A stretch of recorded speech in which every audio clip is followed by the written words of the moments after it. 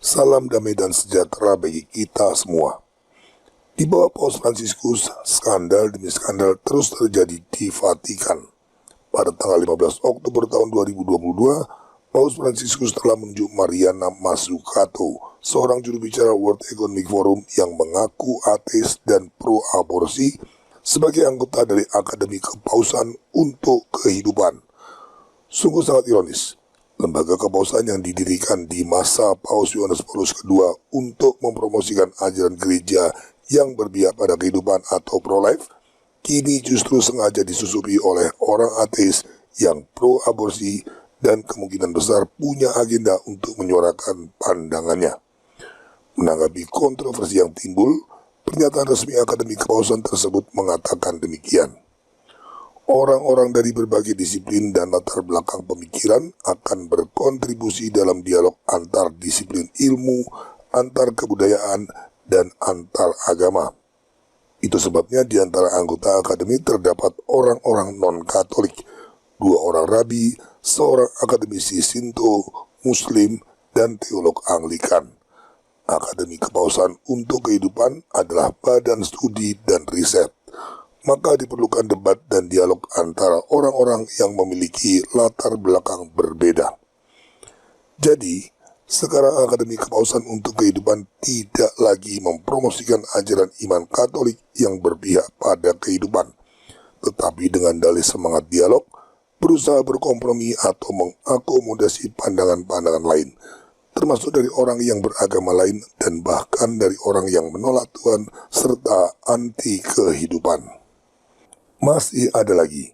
Beberapa hari lalu, Vatikan mengundang teolog-teolog Ortodoks dan Protestan untuk mengadakan diskusi dan dialog tentang primat Paus pada tanggal 22 November tahun 2022 di Basilika Santo Petrus. Kemungkinan besar ini akan mengarah pada upaya untuk mendefinisikan ulang peran penerus Rasul Petrus yang sejak 2000 tahun lalu telah ditetapkan sebagai wakil Kristus, yaitu pemimpin gereja Kristus di dunia. Singkatnya, di masa kepemimpinan Paus Fransiskus, gereja Katolik akan mengubah konsep tentang kepausan. Upaya untuk mengubah konsep kepausan sebenarnya bukan hal baru. Paus Paulus VI pada tahun 1967 pernah mengatakan bahwa kepausan adalah penghalang bagi ekumenisme. Dan pada tahun 1997, Paus Yohanes Paulus II menyatakan perlunya untuk mendefinisikan ulang kepausan. Lalu pada tahun 2000, Paus Yohanes Paulus II makin menegaskan gagasan tersebut dengan meminta gereja-gereja Ortodoks dan Protestan mendefinisikan kembali perannya sebagai Paus. Jadi, diskusi atau dialog tentang primat Paus pada tanggal 22 November tahun 2022 nanti adalah realisasi dari gagasan para Paus sebelumnya yang ingin mengubah konsep kepausan demi agenda ekumenisme Konsili Vatikan II. Menurut perkataan Tuhan sendiri, gerejanya didirikan di atas Petrus sebagai batu karang. Jika peran Petrus diubah, maka itu pasti akan ikut mengubah gereja Kristus secara signifikan. Bukan semakin baik, tetapi semakin buruk. Memang sungguh menyedihkan. Sepertinya sekarang ini sudah menjadi paradigma atau pola berpikir di dalam gereja Katolik pasca konsili, di mana gereja membutuhkan pandangan atau masukan dari luar untuk merumuskan kebijakan, struktur lembaga, atau bahkan jika perlu ajaran gereja dalam menghadapi perkembangan zaman. Sama seperti yang terjadi pada sinode untuk sinodalitas, di mana dengan dalih gereja yang berjalan bersama, Gereja Katolik membutuhkan masukan tidak hanya dari umat Katolik, tetapi juga dari penganut agama-agama lain untuk merumuskan kebijakan, sikap, atau bahkan juga ajaran gereja dalam menghadapi tantangan zaman. Sekarang dalam proses sinode sesat tersebut, dari konferensi uskup beberapa negara mulai terdengar gagasan untuk mengubah pandangan gereja tentang LGBT, pentahbisan imam perempuan, perceraian, pembaruan ajaran gereja tentang kontrasepsi, dan lain-lain. Suka atau tidak suka, itu adalah dampak dari semangat konsili yang ingin membuka jendela lebar-lebar agar pandangan dunia masuk untuk memperbarui gereja. Tapi apa salahnya membuka diri terhadap pandangan orang lain? Bukankah keterbukaan itu akan memperkaya ajaran gereja? Begitulah yang mungkin dipikirkan oleh para pendukung konsili. Mari kita belajar dari sejarah. Lihatlah apa yang terjadi ketika gereja melibatkan orang-orang Protestan dalam merumuskan liturgi misa yang baru. Hasilnya adalah misa Blastra Novus Ordo yang buruk dan merusak iman. Maka hal yang sama juga akan terjadi pada Akademi Kepausan untuk Kehidupan, doktrin gereja tentang primat paus, dan bahkan seluruh ajaran gereja ketika orang-orang skismatis, bidat, orang-orang non-Kristen dan ateis ikut dilibatkan untuk merumuskan berbagai perubahan dan pembaruan gereja. Hasilnya sudah pasti, gereja Katolik akan semakin rusak dan hancur. Gereja Katolik tidak membutuhkan pandangan dunia atau agama-agama lain untuk melakukan perubahan dan pembaharuan. Kepada gereja Katolik sudah dinyatakan seluruh kebenaran yang sempurna melalui inkarnasi Tuhan kita. Yang dibutuhkan gereja adalah bimbingan dan inspirasi dari Roh Kudus agar kebenaran yang sempurna itu dapat teraktualisasi di setiap zaman. Oleh karena itu, menambahkan pandangan atau unsur-unsur ajaran lain dari luar gereja tidak akan memberikan nilai tambah apapun. Justru sebaliknya, tindakan itu hanya akan merusak apa yang sudah dimiliki gereja. Dengan demikian, gagasan untuk membuka jendela gereja terhadap pandangan dunia seperti yang dimaksud Paus Yohanes ke-23 60 tahun yang lalu dalam Konsili Vatikan II adalah kekeliruan fatal yang menghancurkan gereja. Dan celakanya, itu bukan kekeliruan yang tidak disadari, tetapi justru disengaja. Faktanya, kerusakan akibat semangat konsili sudah terjadi sejak puluhan tahun lalu, tetapi agenda perubahan sesuai semangat konsili terus dilanjutkan dengan berbagai alasan. Jadi tepat kalau kita katakan Konsili Vatikan II adalah pengkhianatan terhadap gereja. Konsili Vatikan II dengan konsepnya yang membuka dialog dengan dunia memang sejak awal dirancang oleh para pendukungnya untuk menghancurkan gereja Katolik dari dalam, agar di atas puing-puingnya mereka dapat mendirikan gereja antikristus, yaitu gereja Katolik baru yang inklusif, toleran, ekumenis, dan sinodal. Ini bahkan mulai diakui oleh klerus pendukung konsili yang masih konservatif, seperti Kardinal Gerhard Müller. Dalam wawancaranya di IWTN baru-baru ini, Kardinal Gerhard Müller mengatakan bahwa sinode untuk sinodalitas yang berupaya mengubah ajaran gereja dengan dalih mendengarkan suara banyak orang adalah upaya kudeta atau hostile takeover terhadap gereja Katolik. Perumpamaan tentang orang Samaria yang baik bisa membantu kita memahami persoalan ini. Yerusalem adalah simbol dari kota yang kudus. Sebaliknya Yeriko adalah simbol dari kota yang terkutuk. Maka orang yang pergi dari Yerusalem ke Yeriko adalah tipologi dari gereja Katolik yang setelah Konsili Vatikan II meninggalkan kekudusannya dengan maksud untuk membuka diri bagi dunia dan ingin menjadi seperti dunia. Lalu apa yang terjadi? Di tengah jalan orang tersebut dirampok dan dipukuli habis-habisan oleh para penyamun, lalu dibiarkan tergeletak sekarat. Itu adalah tipologi gereja Katolik di zaman kita yang tradisi serta kekayaan ajaran imannya sudah dirampok habis-habisan setelah Konsili Vatikan II. Sekarang gereja Katolik yang malang itu sedang terbaring sekarat dalam kemiskinan rohaninya. Lalu dikisahkan ada imam yang turun melalui jalan itu. Turun artinya berjalan dari Yerusalem ke Yeriko. Itu adalah tipologi dari kaum klerus yang mengikuti semangat konsili. Mereka tahu keadaan gereja yang tengah sekarat, tetapi para klerus pengecut itu tidak mau mengambil risiko dan memilih untuk melanjutkan tugas-tugas pastoral serta liturgi rutin mereka. Begitu juga ada orang Lewi yang lewat. Orang Lewi adalah golongan Yahudi yang berhak menjadi imam. Itu adalah tipologi dari orang-orang Katolik yang sejalan pandangannya dengan para klerus konsili. Sama pengecutnya seperti para klerus konsili, mereka juga tidak mau mengambil resiko dan memilih untuk berpaling pergi meninggalkan gereja yang tengah sekarat. Akhirnya datanglah orang Samaria yang merasa iba dengan keadaan orang tersebut. Ia memberi pertolongan agar orang malang itu dapat diselamatkan. Orang Samaria itu membawa korban penyamun yang sekarat tersebut ke tempat penginapan dan memberi 2 dinar kepada pemilik penginapan agar digunakan untuk memulihkan keadaan orang tersebut.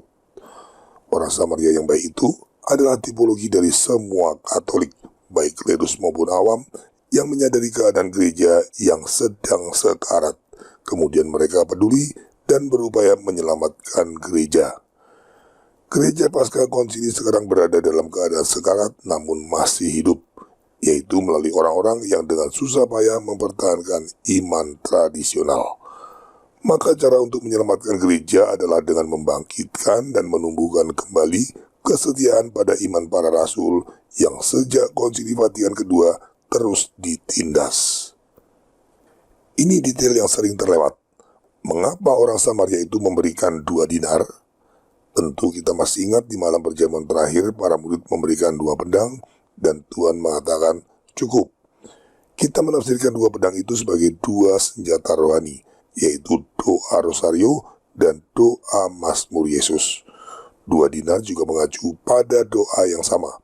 Hanya saja dalam konteks ini keduanya tidak dilihat sebagai senjata rohani, melainkan sebagai harta rohani yang cukup untuk memulihkan gereja kembali dalam kemuliaannya. Seperti pertanyaan Tuhan kita dalam Injil, siapakah di antara ketiga orang ini menurut pendapatmu adalah sesama manusia dari orang yang jatuh ke tangan penyamun itu? Jawab orang itu, orang yang telah menunjukkan belas kasihan kepadanya. Kata Yesus kepadanya, pergilah dan perbuatlah demikian. Injil Lukas bab 10 ayat 36 sampai 37. Tuhan menghendaki kita menjadi orang Samaria yang baik bagi gerejanya yang tengah menderita sengsara Kalvari akibat konsili Vatikan kedua. Sekarang kita tahu keadaan gereja Katolik setelah konsili Vatikan kedua, terutama di bawah pimpinan Paus Fransiskus, tengah sekarat dan kekayaan rohaninya sudah dirusak begitu parah. Kita ikut merasa sedih dan terpukul dengan keadaan gereja. Tapi bagaimana kita dapat ikut memulihkan keadaan gereja seperti orang Samaria yang baik itu? Apakah dengan melakukan protes? 6 tahun yang lalu 4 orang kardinal mengajukan dubia kepada Paus Fransiskus terkait dengan dokumen Amoris Laetitia yang diduga kuat mengandung heterodoksi atau penyimpangan dari ajaran iman. Tapi sampai hari ini tidak ada tanggapan atau reaksi apapun. Begitu juga masih segar dalam ingatan kita sekitar sebulan yang lalu, 4 orang uskup dan banyak orang Katolik lain telah memprotes keras pernyataan bidat Paus Fransiskus dalam ensiklik Desiderio Desideravi. Tapi sampai saat ini juga belum mendapat respon apapun. Jadi memprotes atau menentang kebijakan hierarki konsili meskipun tetap perlu dilakukan, itu bukan solusi. Hierarki konsili sudah terjangkit kemunafikan tingkat dewa. Mereka mau mendengarkan apa kata dunia untuk merusak gereja, tetapi menolak mendengarkan suara Roh Kudus melalui orang-orang Katolik yang setia.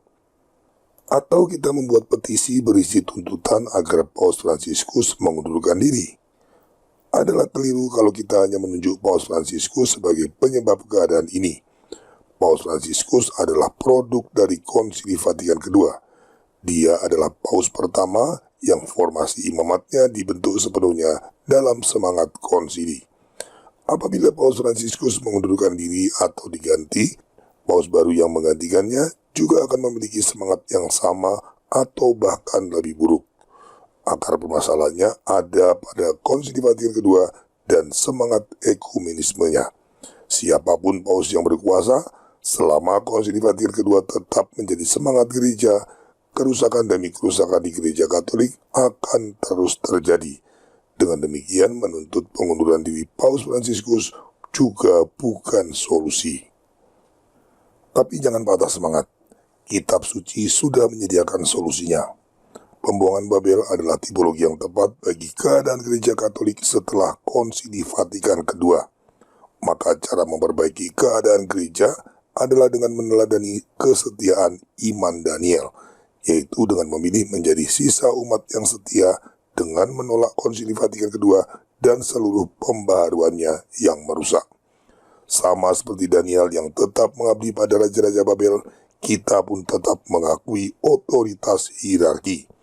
Meski demikian, kita akan tegas menolak semua perintah hierarki yang bertentangan dengan iman atau merusak gereja. Pertanyaannya, bagaimana hanya dengan menjadi sisa umat kita dapat ikut memulihkan keadaan gereja yang sedang terus-menerus dirusak? Upaya pemulihan oleh sisa umat itu ada tahapannya. Konsili Vatikan II dan hierarki konsili yang sampai saat ini terus merusak gereja Katolik itu bagikan lalang yang sudah terlanjur tumbuh banyak dan berakar kuat. Lalang tersebut untuk sementara sengaja dibiarkan oleh pemilik ladang untuk tumbuh bersama gandum yang ditanamnya, bukan agar lalang tersebut terus merusak ladangnya, tetapi karena pemilik ladang ingin menunggu saat di mana gandum yang ditanamnya sudah memiliki akar yang kuat. Begitu juga keberadaan Konsili Vatikan II dan hierarki konsili serta para pendukungnya yang sudah terlanjur kuat akan terus dibiarkan ada sambil menunggu sisa umat memiliki akar iman yang kuat. Jika Konsili Vatikan II dicabut sebelum sisa umat memiliki akar iman yang kuat, hal itu akan berisiko ikut merusak seluruh struktur gereja. Maka Konsili Vatikan II dan seluruh pengaruhnya memang perlu dibiarkan untuk sementara waktu dan sisa umat harus menjalani hidup seperti bangsa Israel dalam pembuangan Babel. Periode itulah yang harus kita hadapi saat ini. Sebagaimana pembuangan Babel tidak berlangsung selamanya, demikian juga penjajahan Konsili Vatikan II atas gereja Katolik juga pasti berakhir. Setelah sisa umat pada waktunya kelak berhasil memiliki akar yang kuat, Tuhan akan mengutus para malaikatnya untuk menghabisi para hierarki konsili dan pendukungnya. Pada saat yang sama, Konsili Vatikan II dan semua pengaruhnya juga akan dimusnahkan. Itulah saat di mana sisa umat yang sudah berakar kokoh dalam iman para rasul bangkit berjuang, tentunya dalam konteks rohani, untuk memulihkan gereja Katolik kembali dalam segala kemuliaannya. Maka cara untuk memperbaiki keadaan gereja pada saat ini, di masa pembuangan Babel Konsili Vatikan II yang sekarang kita jalani ini, adalah dengan menjadi sisa umat yang terus bertumbuh, bukan dalam jumlah, tapi dalam semangat ajaran iman para rasul yang semakin berakar kokoh atau semakin radikal. Kita akan sabar menunggu sebagai sisa umat yang setia sampai tiba saatnya datang pertolongan Tuhan untuk bangkit berjuang memulihkan gereja Katolik, seperti Yudas Makabi memulihkan kesucian bait Allah. Menjadi sisa umat yang setia itu tugas berat yang tidak dapat kita lakukan dengan kekuatan manusiawi kita yang terbatas. Kita harus melakukannya dengan pertolongan rahmat Tuhan yang kita peroleh antara lain melalui hidup doa. Masih ingat 2 dinar dalam perumpamaan orang Samaria? Kita menafsirkan 2 dinar itu sebagai harta atau anugerah rohani yang bersumber dari doa rosario atau doa Mazmur Yesus. Anugerah rohani tersebut akan menjadi persembahan kita untuk memulihkan kembali keadaan gereja. Itu sebabnya channel Crusader Network tidak hanya berbicara kritis tentang permasalahan yang ada di gereja Katolik, tetapi secara konsisten juga aktif mendorong hidup doa agar mereka yang terpanggil untuk menjadi bagian dari sisa umat dapat memperoleh kekuatan dari rahmat Tuhan dan terus berakar dalam iman para rasul yang semakin dalam. Itulah cara untuk menjadi orang Samaria yang baik di zaman ini. Itulah cara yang dikehendaki Tuhan bagi kita untuk menggenapi janjinya bahwa gereja yang didirikannya tidak akan terkalahkan oleh gerbang alam maut hingga akhir zaman. Jika Anda terpanggil untuk menjadi bagian dari sisa umat, jika Anda terpanggil untuk menjadi orang Samaria yang baik bagi gereja Tuhan, kami mengundang Anda untuk ikut dalam kegiatan doa rosario dan doa Mazmur Yesus yang secara rutin kami adakan, baik di grup FB maupun di channel Crusader Network secara live. Kedua doa itu bukan hanya dua pedang Kalvari yang kita butuhkan untuk melawan musuh-musuh gereja, tetapi juga dua dinar harta rohani yang dapat kita persembahkan untuk memulihkan gerejanya. Terima kasih atas perhatian Anda. Viva Christore.